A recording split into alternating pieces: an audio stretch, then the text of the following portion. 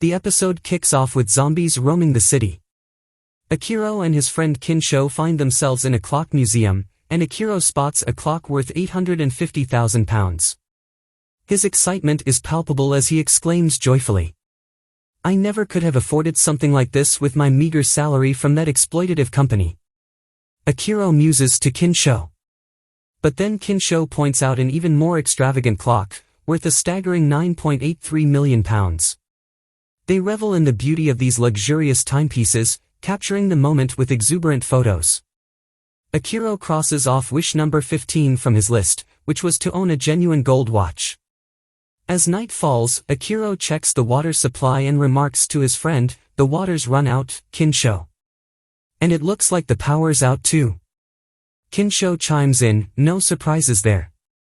Darkness has swallowed the city." Akira adds, "The water pump must have shut down when the electricity went out. The main station's down too. No internet, and even our cell phones are fully charged but useless for getting any news." They acknowledge they might be among the last humans in the once thriving city, outnumbered by the growing horde of zombies. Securing water and food has become an even greater challenge. Akira contemplates taking matters into his own hands. His thoughts race, maybe it's time to face the music. Safe haven and sustenance. Should we start farming in the countryside or resort to hunting? He wonders if Ramen's shop could thrive in this zombie-infested world. Even after leaving his exploitative job, Akira still feels the weight of responsibilities, wondering if he should be doing something else right now. He shrugs off the thought momentarily, gazing at the stars with Kinsho. "Look at those stars, shining even without electricity. Maybe this blackout isn't all bad." Memories resurface for Akira, as he recalls this scene from his childhood with his parents, a bittersweet moment. Kinsho assures Akira, "I'm sure your family's safe and sound. We'll head to my hometown, Gunma, a place I haven't visited in ages." The following day, they pack their bags, and Akira teases Kinsho about his definition of a light bag. Water, canned food, clothes, the essentials for a night in the wild, Kinsho justifies. Akira, on the other hand, travels light, carrying only the essentials. As Akira bids farewell to his beloved apartment, he reminisces, "Farewell, university life. And farewell, soul-sucking office." The adventure begins as they set off towards Gunma, hopeful for safety, sustenance, and a fresh start. Then, they hop onto the motorcycle, bidding farewell to Tokyo. Kinsho asks Akira how far his parents' house is. Akira replies, "The journey usually takes 3 to 4 hours by car, but I'm not sure about the road conditions. It might be a long trip. There's something we need to make sure of." Kinsho queries, "Are you talking about a real gun?" Akira chuckles, "No, not that. We need a fancy camping vehicle. It's the best way to travel in a zombie-infested world." Akira's enthusiasm shines through, and he adds, "Can we actually travel in a camping vehicle?" Kinsho confirms, "Absolutely, it's a brilliant idea." Soon, they arrive at a camping car exhibition. Amidst the excitement, they run into Shizuka. Akira remarks, "It seems like we keep bumping into each other in this city. But considering you said you're leaving, I didn't expect to see you again so soon." Akira thinks to himself, "It's not once or twice. It's the third time. Fate must be at play here." Akira asks Shizuka, "Since we're here, would you like to join us on our trip to Gunma?"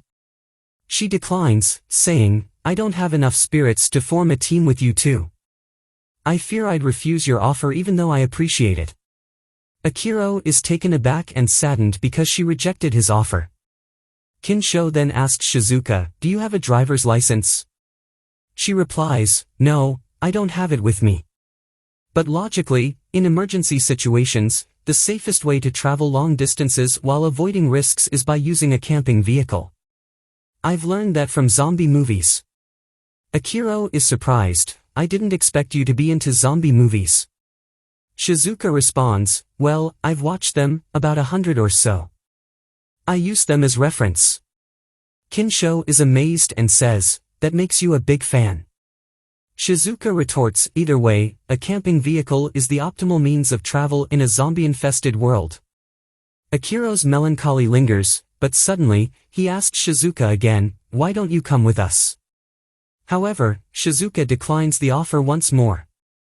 Kinsho intervenes, but you don't have a driver's license, and attempting something unconventional like driving is a risk to yourself. They try to convince her to form a three-person alliance, but Shizuka remains steadfast in her decision.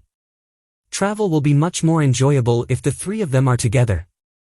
Kenshu tells her that traveling with all three of them will be very safe. Then, the scene shifts to the exhibition, and Akira and his friend Kenshu become very excited because it's a camping vehicles exhibition, which is really fantastic. There are many vehicles, some with triangular wheels, some with lifts, and even a jacuzzi tub. Then, the girl Shizuka talks to herself, considering the ability for movement and speed in emergencies. She thinks that having a four-wheel drive is necessary, and it's highly productive. If they are going to travel on rough roads together, a medium-sized camping vehicle would suffice. Since refueling might be challenging, they might need to choose a hybrid one. Furthermore, they need to consider imported options for durability instead of local manufacturers for shock absorption. She then chooses a suitable vehicle. Later, they hear Akira and Kenshu shouting with joy as they've found a vehicle worth more than 20 million. Akira wants it very much, but Shizuka objects, wondering how something of that size could navigate through roads filled with abandoned cars. She chooses another vehicle, much to Akira and Kenshu's disappointment, as it's just a regular car. They need to choose one with a roof that can be raised and turned into a tent at the very least. Shizuka tells them that sleeping under a raised roof is similar to an invitation for zombies to come and eat them. Kenshu tells her that life is boring if they only do what they need to do all the time. Shizuka spots a vehicle that catches her interest, but then she sees another one that she likes even more. It has a dark color scheme that matches the indirect lighting, and the interior decoration resembles a luxurious hotel in Bali. Akira and Kenshu laugh at her choice, confident that they've found a vehicle that Shizuka will like. Suddenly, a lot of zombies appear around them, making loud noises. They enter a vehicle, close the door, and Akira drives them away. The scene then shifts to Akira deleting a wish to ride a camping vehicle from his notes. We see Shizuka next to Akira as he drives the vehicle, with Kenshu riding a motorcycle beside them. Akira is surprised that the weather is calm and the highway, which is usually crowded with zombies during the week, is empty. Shizuka tells him that perhaps people didn't have a chance to escape before the spread of the infection. No virus has ever spread at this speed in history. She informs him that her aggressiveness is a result of hormonal changes affecting the brain, and the only thing that could cause that is likely a virus. Therefore, analyzing the data of the virus's spread and identifying infection transmission methods might help them come up with a potential countermeasure. There are other possible solutions too, like creating a vaccine to combat any dangerous virus. The world hasn't ended in theory yet, so there is still hope. Akira asks her if there are people whose job is to stop the infection and save the world. Shizuka tells him they have no involvement in that matter. They barely manage to survive each day. Late at night, Kenshu tells them they will leave Saitama soon, and Gonma is closer now. Then, Akira informs them that he's very hungry, suggesting they stop at a truck stop to find something to eat before it gets dark. He also mentions that it's their first night in a surprise camping vehicle. Suddenly, an iron wire with spikes appears on the ground, damaging the vehicle's wheels and the motorcycle. Kenshu falls to the ground, and Akira rushes to save him. He finds Kenshu's face covered in blood. Suddenly, 3 vehicles arrive, and many people stand around, laughing because they found Tendou. They question why he's been absent from work, and Akira is surprised to realize that the man is their former manager, Kosugi. Akira recalls his time at work, remembering how the manager was angry with him for not completing tasks and how Akira's attempts to voice his opinions angered the manager. Returning to reality, Shizuka realizes they are facing a baseball team, and the manager tells Akira he never expected to survive in the end times. Akira's condition changes, his stomach churns, and he can't breathe. The manager expresses suspicion about Akira's ability to continue the journey with these damaged wheels and emphasizes that he must take care of his friend. The manager offers assistance, and luckily, their truck stop is filled with food, spare wheels, and medical supplies. This will help Akira change the wheel and tend to his injured friend. Akira is extremely happy to see him again at the end of the world. He thanks the manager, but in return for this help, the manager offers Akira a job again. Then the manager asks him to work for him again, and Akira remembers when he used to work for him in his office, recalling how much he was belittled. He falls silent for a moment and can't respond to him. Shizuka understands that this is their trick, as they always strip people of any means of transportation, subjecting them to harm and manipulating their emotions when they're vulnerable. Then they ask them to work for a meager reward. The manager tells her that the laws and normal life that existed before are no longer present in this world. They have no choice but to set up these traps to protect their dear friends. They don't have much time because the noise will attract zombies to them. He only needs them to help with tasks for 2 days. Then he asks Akira again if he agrees to work with him, and Akira stammers and trembles with fear, unable to answer at all. The manager threatens that the zombies might come for them and eat his friend, forcing Akira to agree to work with him and telling him that he'll be happy to work for him again, even if it's just for 2 days. And so, the contract is formed between them. After that, they all head to the exit of the Kamisato truck stop, where the manager Kosugi's company is located.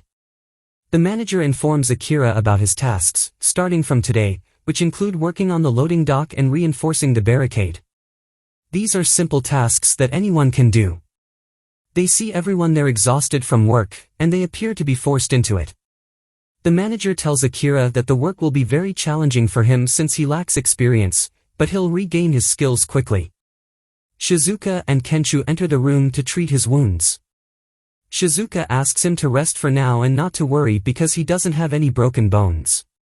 Kenshu is sad about what happened, thinking he's the reason for Akira's injuries. Shizuka reassures him that it's not his fault, the gang planned all of this. Kenshu contemplates escaping from this place after they change their wheels. They just need to endure this for 2 days. In the early morning, we see Akira working as the manager instructed him, until his arms become extremely tired. He wishes for this work to end quickly. The situation feels like a return to his previous job, but he doesn't want to go back to the way things were. He remembers his notes about needing to grant 100 wishes before turning into a zombie. He had decided to live life on his terms. Looking around, he notices everyone working in the intense heat, and he too returns to his tasks. He places the drinks in the cooler to have them ready and cold for dinner. At that moment, the manager enters loudly, frightening Akira. The manager tells him that this isn't the task he assigned him. Akira responds that he was doing it for everyone's benefit. Suddenly, Akira experiences that strange sensation again, realizing it happens when the manager is around. He doesn't think clearly in those moments, which angers the manager. He berates Akira for wasting valuable electricity on cold drinks, warning him that if he tries such a thing again, he'll regret it. At that moment, a group of people enters and questions the manager about the expensive drinks. They note that he usually gives them the cheaper ones. The manager asks Akira to confirm that he just put them there to chill for them, surprising Akira with the manager's lie. The manager tells them that there's enough for everyone and that they'll have a welcome party for Akira and his friends tonight.